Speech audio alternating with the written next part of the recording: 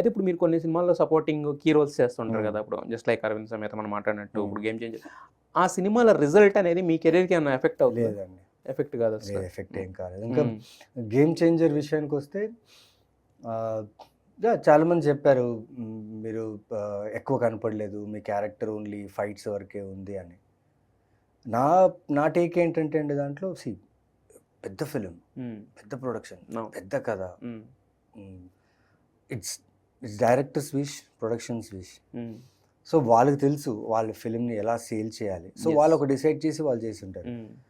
నాకు ఇచ్చిన వర్క్ నేను బాగా చేశానా, బాగా చేశాను, ఓకే.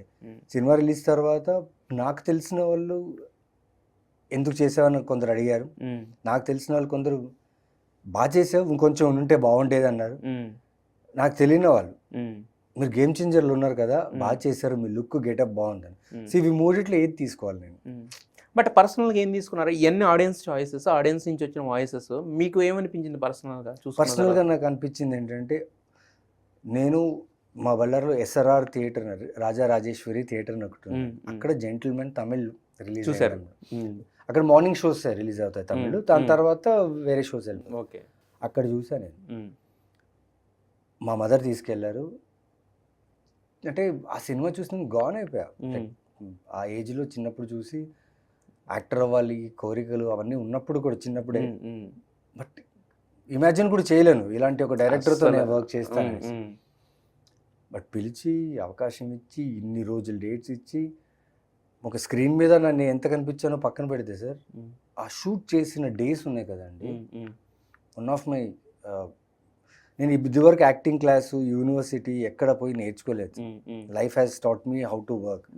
బట్ ఆ ఫిలింలో ఒక చిన్న ఒక యూనివర్సిటీకి వెళ్ళినట్టే ఫీలింగ్ నాకు. బికాస్ అంత పెద్ద బడ్జెట్ హ్యాండిల్ చేయడం, అంత టీమ్ హ్యాండిల్ చేయడం, అండ్ క్రౌడ్ హ్యాండిల్ చేయడం, అన్నీ నేను కలర్ చూసా. ప్లస్ అందులో నేను కూడా యాక్ట్ చేస్తాను. And combination is also good.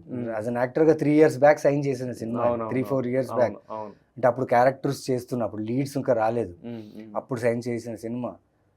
Why not? బాగా అనిపించింది. అండ్ ఇప్పుడు మళ్ళీ శంకర్ సార్ ఒకవేళ అవకాశం వచ్చింది ఖచ్చితంగా చేస్తాను sir. I do another film if at all he asks me, A character అయినా చేస్తాను.